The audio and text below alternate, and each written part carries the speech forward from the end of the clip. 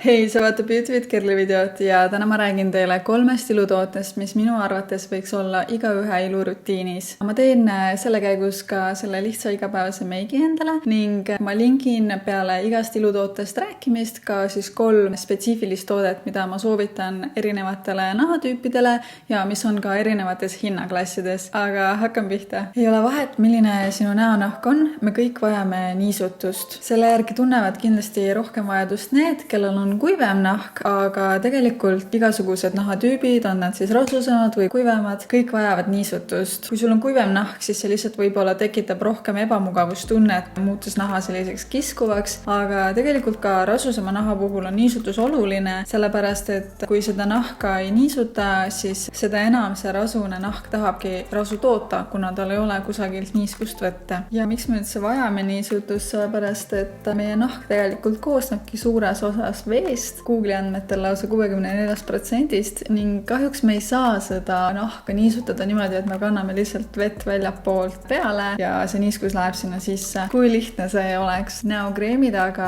sisaldavad siis niisutavaid aineid ja lisaks nendele niisutavatele ainetele ka siis selliseid koostisosi, mis aitavad siis neil naha pindmistest kihtidest edasi liikuda sügavamale ja reaalselt anda meie nahale niisutust. Koostisosadest rääkides, mina olen üks nendest, kes arvab, et kui mõni kosmeetikafirma ütleb, et tema tooted on 100% looduslikud ja puhtad, siis seal ei ole kõik päris okei tegelikult. Mõningane keemia on pigem hea ja kasulik, aidates siis kaasa nendele looduslikele koostisosadele, et nad saaksid oma täie mõju siis avaldada meie nahale. Ja see kehtib tegelikult ka teiste iluhooldustoodete kohta, juuksehoolduse kohta näiteks ja kehahoolduse kohta. Alati ei tasu karta seda, kui seal sildi peal ei ole suurelt ja paksult kirjas looduslik ja puhas. Ma ütleks, et see on pigem turundustrikk, mille õnge lihtsalt väga paljud lähevad, sellepärast et ilus tundub uskuda ja kasutada selliseid tooteid, mis siis on justkui puhtad ja looduslikud, aga kahjuks alati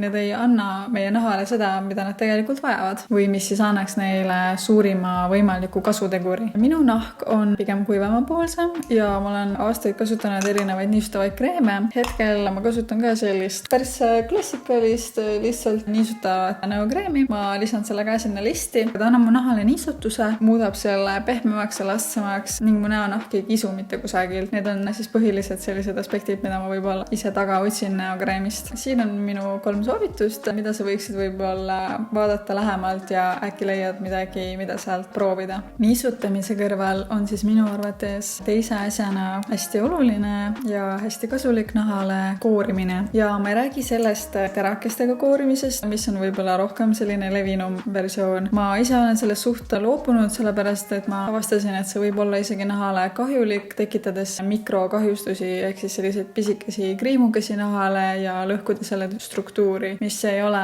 hea nahale. Hoopis efektiivsem on hapetega koorimine ja sellest sõnast hape ei tasu ära ehmuda. Need on tavaliselt nendes ilutoodetes väga väikeses koguses, aeg-ajalt sisaldavad ka siis neid stabiliseerivaid aineid, ehk siis nad ei tee kuidagi liiga sulle, muidugi neid ei tohi üle kasutada. Kõige mugavaim viis minu arust neid kasutada on siis toonikute näol. Ma ise kasutan juba aastaid Pixi Glow toonikut. Ta sisaldab siis 5% glükoolhapet ja ma kasutan teda kusagil siis paar korda nädalas. Mida üldse sellised hapetega koorijad siis näiteks meile annavad? Hapet suudavad minna sügavamale nahakihtidesse ja elimineerida sealt surnud naharakukesed, mis enam seal olema ei peaks ja aitavad siis ka nahast välja viia mustust. Ehk siis kui sul on näiteks siin ninapiirkonnas probleem mustade täpikestega või sa tunned, et su naha tekstuur on ebaühtlane, siis sa võiksid endale vaadata mõne sellise toote, mis sisaldab kas siis natukene glükoolhapet, mandlihapet, neid on erinevaid turul saada, mis siis aitavad koorida nahka. Mõned neist on õrnemad, mõned neist on tugevamad. Kui sa alles alustad sellega, siis pigem vali midagi õrnemad. Kasuta neid paar korda nädalas. Anna süke 6 aega,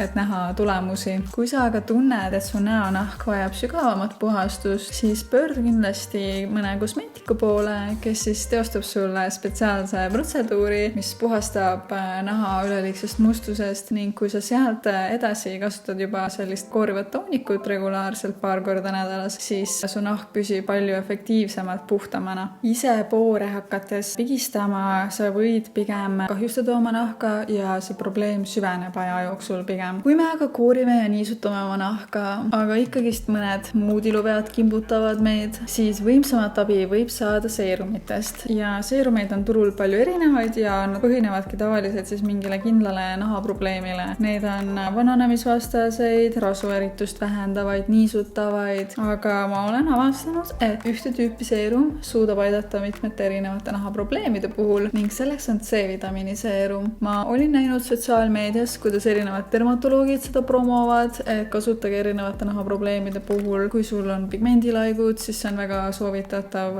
või aknearmid, sellepärast et C-vitamiini peamine toime ongi naha uuenemise protsessile kaasa aitamine ning kusagil natuke üle 1,5 kuu tagasi ma otsustasin siis ka hakata kasutama kvaliteetset C-vitamiini seerumit. Tänaseks ma julgengi teile siin seda soovitada. Minu isiklikuks valikuks sai Medic 8 C-tetra C-vitamiini seerum. Ma lisan selle ka ilusasti sinna listi. Kuna ta aitab naha uuenemise protsessile kaasa, siis ta on ka väga efektiivne vananemisvastane seerum. Ta aitab su naharakkudel kiiremini uueneda. See aitab siis omakorda vähendada neid veinijoonekesi, mis su nahale kusagil hakkavad tekkima ja võitleb siis selle vastu, et nad ei süveneks. Ning minu arust see on selline toode, mida võiks kaaluda proovida enne seda, kui sa pöördud botoksi poole, sellepärast et botoks on selline invasiivsem meetod ja minu arust võiks proovida enne pigem selliseid pehmemaid meetodeid kasutada, kui minna päris selle kalale, et hakata oma näolihaseid lõdvendama. Mis ei ole ka kuidagi halb, see on täna väga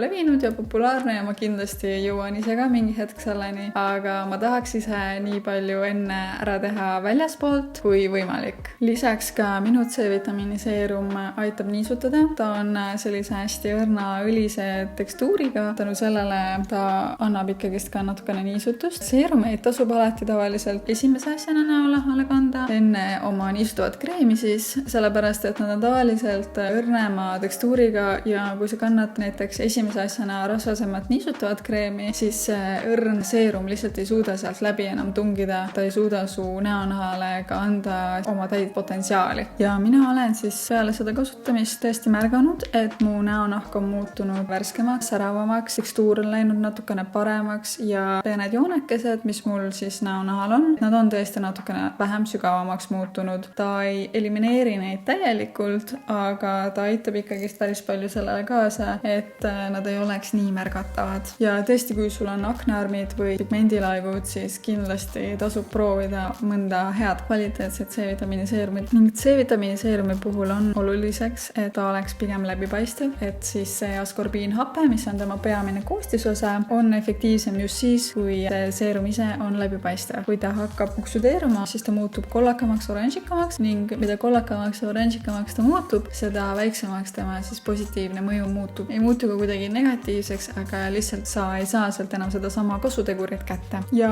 kindlasti ka meik näeb oluliselt parem välja, kui sa hoolitsed regulaarselt oma näonaha eest ning eriti just tekstuuri mõttes, mille pärast ma ka väga fännan ise neid koorivaid toonikuid, sest et kui sul on tekstuur juba eos ühtlasem, siis see meik näeb ka parem välja ja kahjuks ei ole veel tooteid, mis muudaks väga ebaühtlase nahatekstuuri täiesti pilt ilusaks. Neid efekte ikkagist annavad meile filtrid siiamaani. Nii et hoolitsege oma näonaha eest ja te näete ka meigis palju paremaid tulemusi. Üldiselt on niimoodi, et ühe tootega sa ei saa maagilist tulemust, et sa pead leidma just mingisuguse sihukese hea kokteili erinevatest toodetest, mis siis annavad just sinu nahale sellise hea, tugeva, positiivse efekti. Kuna meie näonahad on ka kõigil erinevad, siis paratamatult peab katsetama. Seetõttu anna mulle teada, ma panen siia nüüd need 3 seerumit. Kas sa oled midagi nendest toodetest, mis ma siia täna linkisin, juba ise proovinud, mis su kogemused on olnud? Äkki sul on hoopis olnud negatiivne kogemus, siis oleks väga huvitav tegelikult ka sellest kuulda. Kirjuta sinna alla kommentaaridesse, palun. Selline tänane video saigi. Aitäh, et sa vaatasid ja näeme juba järgmises videos. Kindlasti jäta ka subscribe, like, nagu ikka.